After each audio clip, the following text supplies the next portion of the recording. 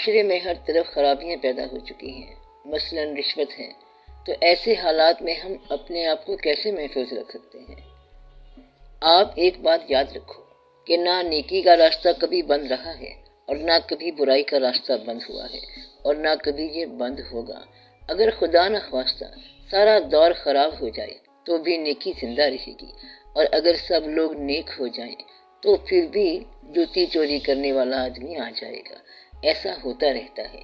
جن حالات سے آپ دو چار ہو تو ایسے حالات میں بھی لوگ موجود ہیں جو نیکی کر رہے ہیں۔ آج کل ماحول خراب ہے، بلکہ بہت خراب ہے۔ رشوت ہے، چوری ہے، اور دفتروں میں رشوت کے بغیر جائز کام نہیں ہوتا۔ تو پھر بھی ایسے لوگ آپ کو ملیں گے جو دیانتداری سے چل رہے ہیں اور چلتے جا رہے ہیں۔ آج بھی ایسے لوگ ہیں جو حلال رزق کما رہے ہیں، حالانکہ حرام میں بھی گزارا نہیں ہو رہا ہے۔ تو اس کا طریقہ تو یہ ہے کہ آپ جہاں تک ہو سکے نیکی جاری رکھو۔ مجبور ہو جاؤ تو وہ الگ بات ہے، لیکن ایمانداری کے ساتھ مجبوری کی حد تک تو آپ نیکی کرتے جاؤ۔ اگر نیکی کی حد جو ہے وہ مجبوری کے بعد بھی مشکل ہے تو آپ دیکھو کہ آپ کس طرح کرتے ہو۔ آج کل یہ حال ہے کہ رشوت کے بغیر حج پر بھی نہیں جا سکتے کیونکہ پاسپورٹ نہیں ملتا۔ آپ یہ دیکھتے جاؤ، کیونکہ ایسا نہ ہو کہ آپ حج سے رہ جائیں۔ ایک آدمی حضرت نظام الدین اولیاء رحمۃ اللہ کے دربار پر گیا تو وہاں پر بڑا رش تھا۔ مار پٹائی اور شور شرابہ دیکھ کر وہ آگے مزار شریف پر نہیں گیا بلکہ واپس آ گیا۔ وہ جس کام کے لیے گیا اس کو وہی کرنا چاہیے تھا، یا تو اسے اصلاح کے لیے بھیجا گیا ہو تو وہ اصلاح کرے کہ ملک میں رشوت کیوں چل رہی ہے۔ آپ کا پرابلم تو یہ ہے کہ آپ اس غلط ماحول میں سے تیز آندھی میں اپنے چراغ کو روشن کر کے چلتے جائیں۔ یہ نہ کہنا کہ بڑا شور تھا، تیز ہوائیں تھی اور آندھی میں چراغ بجھ گیا۔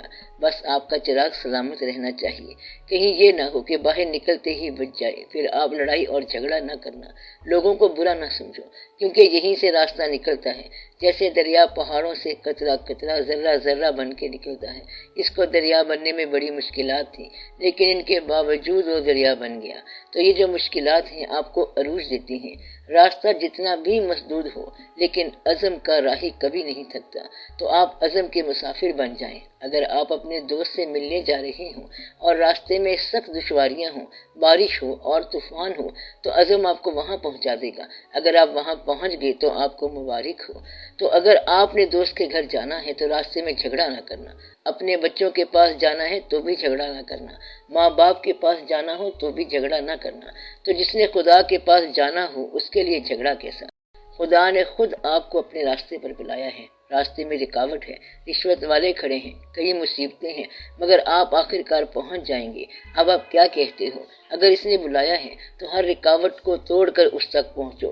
کہتے ہیں کہ معاشرتی برائیوں کو دور کرنے کے لیے ایک آدمی آئے گا، وہ رشوت کو ختم کرے گا کیونکہ یہ اس کی ڈیوٹی ہوگی اور وہ اسی کام کے لیے آ رہا ہے۔ اس کے پاس طاقت ہوگی اور اسلحہ بھی ہوگا، اور اس طرح وہ رشوت بند کر دے گا۔ صرف تبلیغ سے رشوت بند نہیں ہوگی، جب وہ سختی کرے گا تو لوگ رشوت سے توبہ کر لیں گے۔ وہ جو حکم دے گا ویسا ہونا شروع ہو جائے گا، پھر یہ قوم اسلام میں آئے گی۔ اب دوسرا وقت آنے والا ہے اور پھر تیز ہونے والا ہے، پھر وہ جو کہے گا وہ کرائے گا۔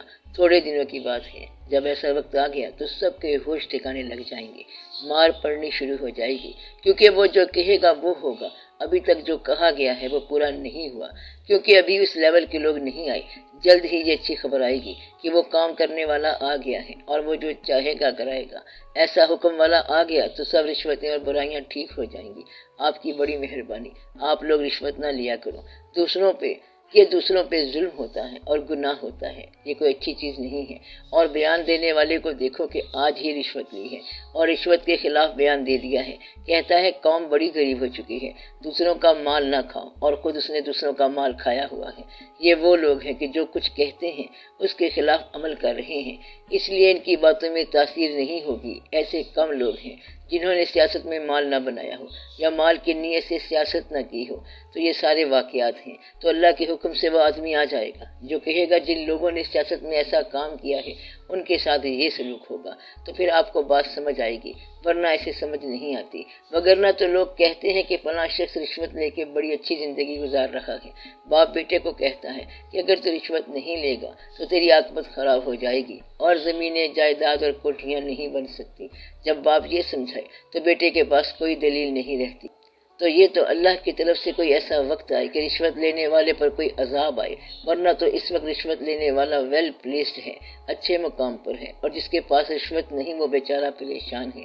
اس لیے ضروری ہے کہ اللہ پر بھروسہ اور یقین ہو، پھر انشاءاللہ آپ دیکھیں گے کہ کام مکمل ہو جائے گا۔ تو میں یہ اطلاع دے رہا ہوں کہ بہت جلد نیک لوگوں کی پذیرائی کا وقت آنے والا ہے، اور نیک لوگوں کو اچھی شاباش ملنے والی ہے، اور بد آدمی کے ساتھ خراب واقعات ہونے والے ہیں۔ کیا ظہور مہدی علیہ السلام کا وقت قریب آ رہا ہے؟ پہلے بھی میں نے یہ کہا تھا کہ اچھے آدمی کے لیے اچھا وقت آنے والا ہے، اور بروں کے لیے برا وقت آنے والا ہے۔ ہر دور میں ہدایت دینے والا آتا ہے، اور ہر ہدایت دینے والا اپنا چارٹر لاتا ہے اور اپنی کرامتیں لاتا ہے۔ اب یہ کرامت ایسی ہے کہ جو سوشل ایولز ہیں، جو سماجی برائیاں ہیں، وہ اس آنے والے شخص کے حکم سے ٹلیں گی۔ اس کو آپ مہدی کہہ لیں تو کوئی فرق نہیں پڑتا، مہدی زماں کہہ لو، اپنے دور کا ہدایت دینے والا کہہ لو۔ یہ ہدایت حضور پاک صلی اللہ علیہ وسلم کے دور سے متعلق ہے، یعنی ہدایت وہی ہے جو 1400 سال سے چلی ہوئی ہے۔ تو انہوں نے ایک نسخہ رکھا ہوا ہے کہ جب ایسا وقت آ جائے تو پھر اس کی باری آ جانی ہے، اور اس کے پاس پوری طاقت ہوتی ہے، اور وہ ویل ایکوپڈ، ویل فرنشڈ ہوتا ہے، پوری طاقت اور انتظام رکھتا ہے۔ تو ایسا شخص تب آتا ہے جب ہر طرف ماحول بگڑ چکا ہو، اور اس کے آنے سے ہی معاشرہ بدلتا ہے۔ آپ اس کا نام کچھ بھی رکھ لو، بہرحال صداقت کا وقت آنے والا ہے۔ اس وقت دنیا سینس میں نہیں چل رہی ہے، پچھلا مومنٹم چل رہا ہے، پچھلا دور چل رہا ہے۔ کیا اللہ موجود ہے؟ اللہ کہتا ہے کہ چوری نہ کرو، اور اللہ دیکھ بھی رہا ہے، مگر لوگ چوری کرتے جا رہے ہیں۔ اللہ کا حکم ہے کہ چوری نہ کرو، لیکن انسان اپنے اکاؤنٹ سے خود چوری کر لیتا ہے۔ اس لیے جب تک اللہ نظر نہ آئے انسان یہ کہے گا کہ اللہ نہیں دیکھ رہا، جبکہ اللہ دیکھ رہا ہے۔ پرانے زمانے میں جو جھوٹی قسم کھاتا تھا وہ غرق ہو جاتا تھا، مگر آج کل لوگ چند روپوں کے لیے قرآن اٹھا لیتے ہیں اور جھوٹی قسم کھا لیتے ہیں، پھر بھی عذاب نہیں آتا۔ اس لیے اب وہ وقت آنے دو جب سارے واقعات ٹھیک ہو جائیں گے۔ عاجزی کے بارے میں کچھ فرمائیں کہ یہ کیا ہے؟ اپنی عاجزی کو آپ اپنے اللہ کے لیے رکھیں۔ تکبر، بڑائی تیری چیز ہے، رہی عاجزی سو میری چیز ہے۔ آپ نے اس طرح اللہ کے سامنے بات کرنی ہے۔ تکبر صرف ذات باری تعالیٰ کو زیب دیتا ہے، اور کبریائی اس کو زیب دیتی ہے۔ ہمارے پاس تو صرف عاجزی ہے اور بے بسی ہے۔ ہماری عاجزی یہ ہے کہ ہمارا ہونا ہمارے بس میں نہیں ہے، ہمارا نہ ہونا ہمارے بس میں نہیں ہے، ہماری محبتیں ہمارے بس میں نہیں ہیں، ہماری محنتیں ہمارے بس میں نہیں ہیں، کمائیاں ہمارے بس میں نہیں ہیں۔ تو عاجزی یہ ہے کہ ہم کچھ نہیں کر سکتے۔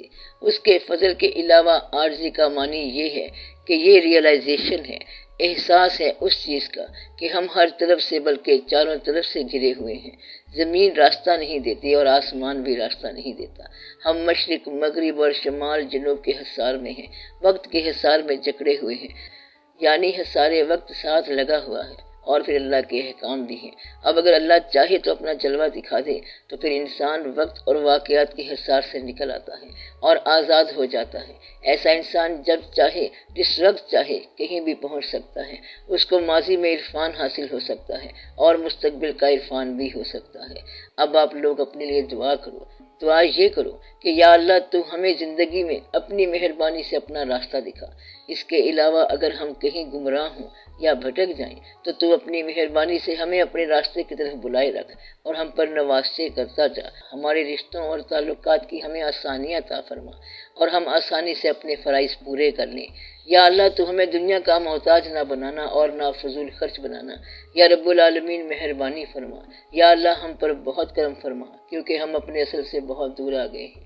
یا اللہ مہربانی فرما، ہمیں اپنے فضل سے نواز، اور آنے والے زمانے کی ہر قسم کی دقت سے بچا، اور ہم پر رحم فرما۔